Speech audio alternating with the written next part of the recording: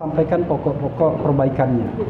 Tetapi yang paling substantif dari ini semua sebenarnya adalah kita ingin minta bahwa 3 jenis kelompok ini dikecualikan dari pasal pemidanaan, terutama pencemaran nama baik, fitnah, ujaran kebencian, kemudian juga kemungkinan dikriminalisasi, yaitu 1, kelompok peneliti, kelompok akademisi, kelompok peneliti, dan kelompok aktivis. Nah, fortunately, Mas Roy, kemudian Rismond dan Dr. Tifa itu masuk ke ketiganya. Beliau adalah akademisi karena pernah mengajar atau masih mengajar.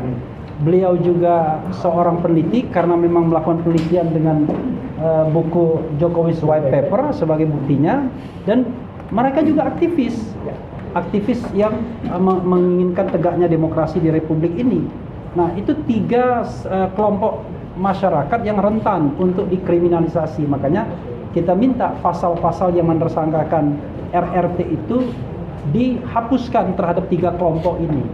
Jadi kalaupun misalnya mereka kemudian dianggap katakanlah melakukan misalnya pencemaran nama baik dan lain sebagainya, jalurnya bukan pidana. Kita minta jalurnya perdata.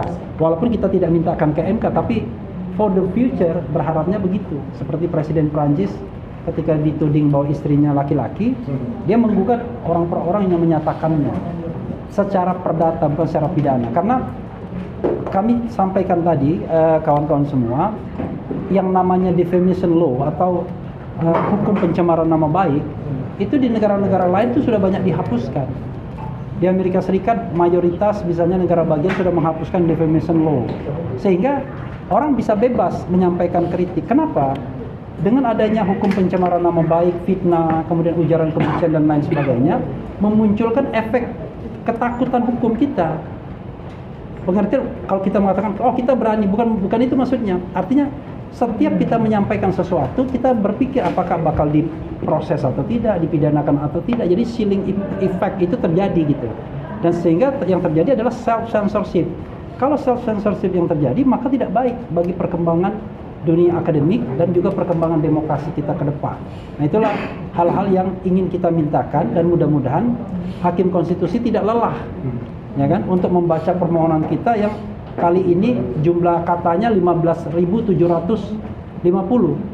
Kalau kita bikin kolom di Kompas itu barangkali 20 kolom gitu. Yang satu kolom 1.000 kan, 700 sampai 1.000. Jadi 20, bayangkan.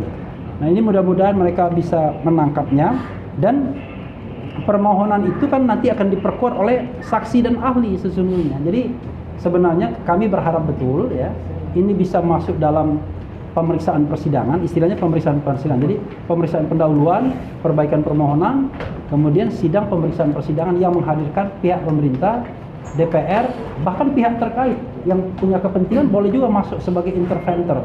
Jadi dia melakukan intervensi yang disebut pihak terkait di sini. Kemudian juga nanti kita akan menghadirkan saksi dan ahli-ahli.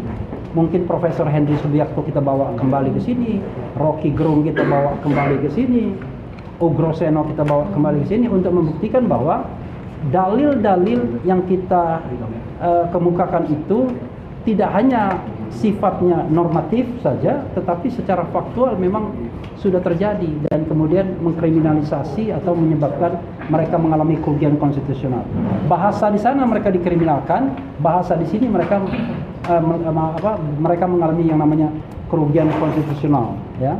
Karena itulah kita masuk ke sini, kita perjuangkan normanya agar secara faktual kalau norma itu berubah, maka mereka kemudian bisa mendapatkan sebuah treatment terhadap kerugian konstitusional yang sudah mereka alami sejak berbulan-bulan, paling tidak sejak Pak Jokowi atau Mr. Jack, ya kan, itu mengadukan mereka pada tanggal 30 April 2025. Nah, untuk selanjutnya saya memberikan kesempatan kepada Dr. Tifa sebagai pemohon pertama, Mas Roy pemohon kedua, dan Rismond pemohon ketiga untuk menyampaikan sesuatu hal. Silakan. Baik, bismillahirrahmanirrahim. Assalamualaikum warahmatullahi wabarakatuh. Waalaikumsalam. Ya, tadi kami bertiga para prinsipal, saya Dr. Tifa, Dr. Roy Suryo, dan Dr. Rismond Sianipar beserta para penasihat hukum kami sudah mengikuti jalannya sidang yang kami ikuti ini kedua kali ya, ada sidang perbaikan. saya ingin memberikan underline apa yang disampaikan oleh penasihat hukum kami tadi, Dr. Refli Harun, ya, bahwa masyarakat itu memiliki semacam obor, ya. Obor itu dibawa oleh para peneliti, para akademisi, dan para aktivis. Ketiganya ini tidak hanya mendapatkan sebuah tugas, tapi juga amanah yang sangat berat untuk memberikan pencerahan, untuk memberikan cahaya ilmu kepada masyarakat yang lain. Nah, apa yang terjadi andai kata para peneliti, para akademisi, dan para aktivis seperti kami ini selalu ditakut-takuti dengan ancaman kriminalisasi ketika kami sebetulnya sejatinya sedang menggunakan hak sebagai warga negara, terutama dalam pasal 28 Undang-Undang Dasar 1945. Ini akan menimbulkan sebuah kebisuan, akan menimbulkan sebuah rasa gentar, akan menimbulkan sebuah berhentinya kemajuan ilmu, pembangunan, dan seterusnya.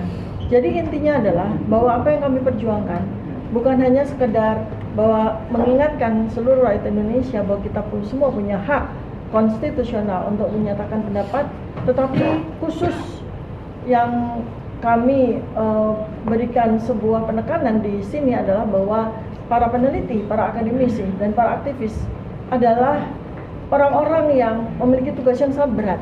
Oleh karena itu maka mereka harus dilindungi oleh undang-undang, bukan kemudian malah diperberat, bukan malah kemudian diancam dengan undang-undang yang seringkali disalahgunakan oleh para penguasa dengan abuse of power-nya.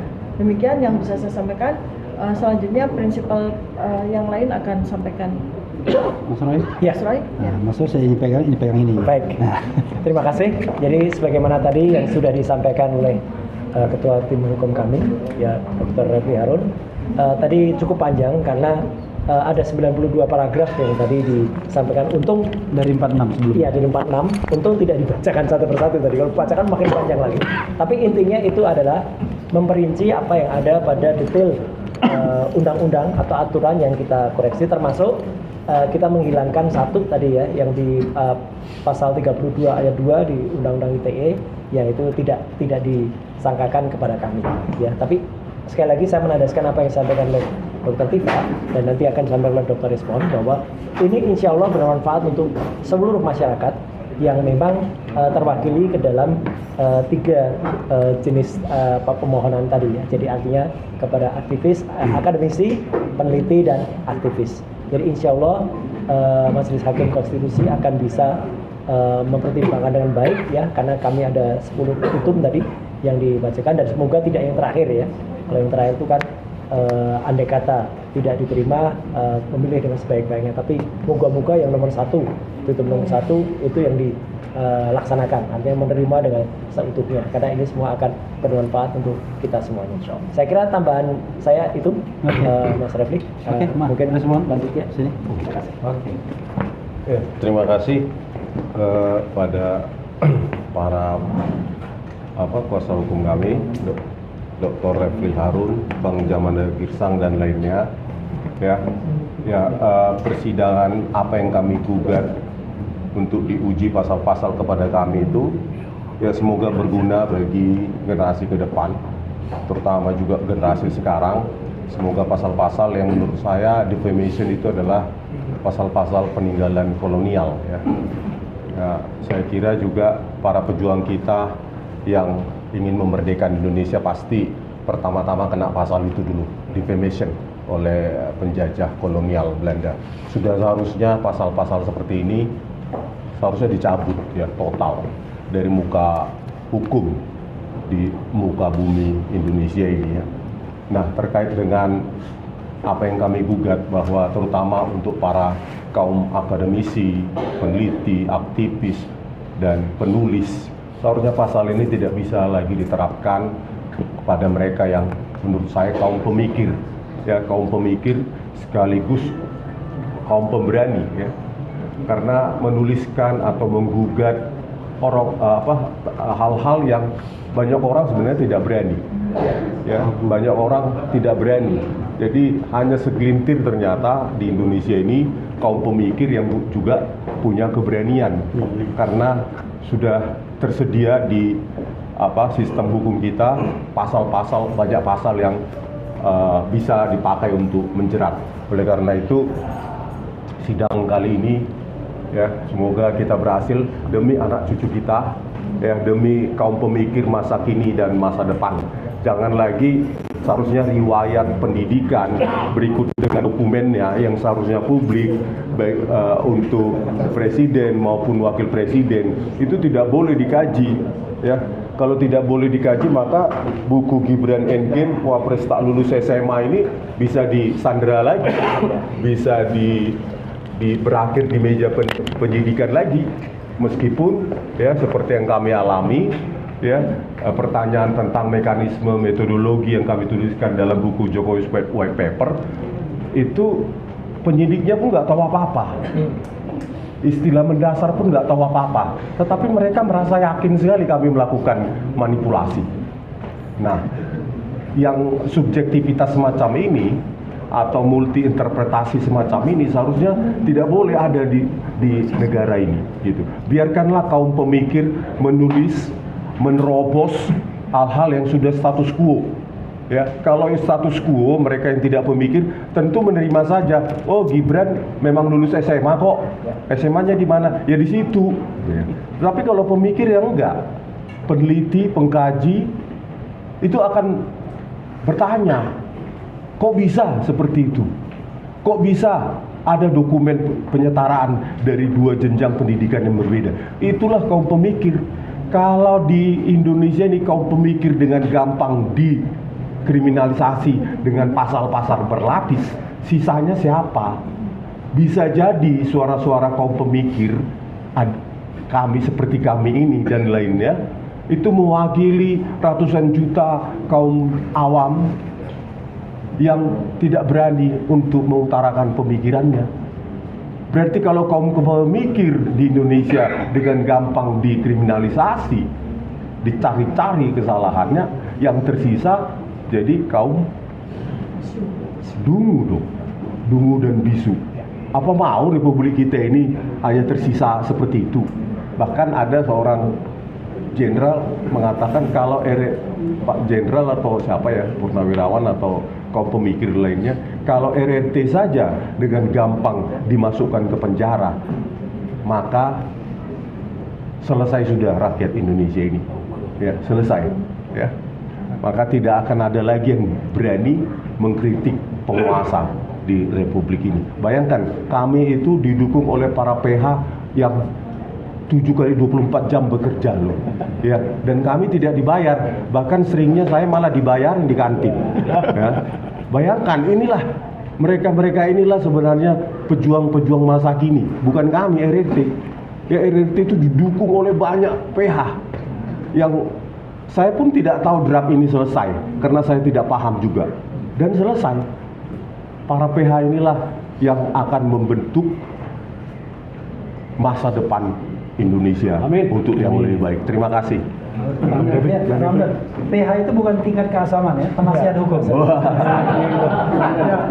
Kalau salah satunya di perdata itu adalah kuasa hukum ya. Ada hal penting tadi disebutkan oleh Hakim Konstitusi tadi, Pak Saldi Isra, Ketua, bahwa kita menyerahkan 5 bukti, 1-5, tapi ada bukti yang sangat penting yang perlu kami sampaikan, yaitu bukti P3. Itu berupa buku langsung, ini bukunya, Jokowi White Paper. Tentunya kami berharap tidak hanya dibaca, saya yakin Hakim Konstitusi itu memahami, atau bahasanya Gadamer itu verstehen. Jadi dia akan memahami, sehingga kemudian setelah ini akan ada rapat permusyawaratan hakim. Kita berharap bahwa setelah rapat permusyawaratan hakim, dengan membaca buku ini, kami berharap semua pasal-pasal yang kami uji itu kemudian dikabulkan oleh hakim. Hakim Konstitusi. Karena apa? Ini tidak hanya pada abstrak tapi konkret dalam sebuah bentuk buku. Demikian. Ya. Satu lagi, terakhir ya. Tony, oh, rupanya orang mental ke saya. Jadi tadi bisik-bisiknya masuk semua. Oke, terima kasih. Bisik-bisiknya masuk semua. Oke, terima kasih, saya tambahkan. Jadi kalau klien kami ini RRT dianggap bersalah, tolong tunjukkan salahnya di mana. Karena sampai hari ini Mas Roy menyatakan sudah menemukan 8 versi ijazah. Jadi fakta yang ada di media sosial dan segala macam yang malah bukan dari sisi RRT, malah dari sisi sebelah sana yang makin terlihat ijazah-ijazah dengan berbagai versi. Ada berapa versi, Mas Roy? 8. Oh, 8 versi. Oke. Dua versi terakhir. Baik. Dan juga bagaimana terakhir Kapolda menyatakan ada editing dan yang melakukan editing itu siapa? Betul. Nah, oke. Sekian dari saya. Terima kasih. Ya, jadi buku ini, Terima kasih ya. buku ini bukan for film ya, ini dia buku yang bagus. Jadi buku yang simsalabim. Ada. Jadi kawan-kawan semua ya, kawan-kawan semua nanti kita akan update. Ya, ada 2 event penting yang sebenarnya perlu diikuti. Pertama, besok itu ada pemberian keterangan ahli oleh Dr. Tifa dan Dr. Bonatua Silawati di Pengadilan Negeri Surakarta dalam konteks citizen lawsuit. Harusnya kita keep on eye terhadap kasus itu karena ini membuktikan apakah ijazah itu bisa palsu atau tidak di situ sebenarnya. Nah, yang kedua, kita mengundang nanti kawan-kawan media ya, tanggal 26 Februari pukul 16 kita nanti akan memberikan update terhadap perkembangan yang ada dan juga ada kejutan, nanti kejutannya yang bisa dikatakan. Tapi update terhadap, bukan terhadap tuyul ya, update-nya itu adalah terhadap temuan-temuan terbaru setelah ijazah itu diberikan kepada pemohon informasi publik. Termasuk ini nanti apa? Nanti kecurigaannya apa dan lain sebagainya akan kita ungkap di sana. Laporan CLS juga. Laporan CLS oleh-oleh dari Solo nanti. Oleh-oleh dari Solo juga akan kita berikan. Dan kemudian juga tadi yang kejutan yang barangkali belum kita sampaikan. Begitu saja kawan-kawan semua. Mudah-mudahan bermanfaat bagi kita semua. Selamat menunaikan ibadah puasa walaupun sudah hari ke-5 dan 6. Dan alhamdulillah bulan ini puasanya hanya 10 hari. 10 hari. 20 harinya bulan depan. Wabillahi taufiq wal hidayah. Wassalamualaikum warahmatullahi wabarakatuh.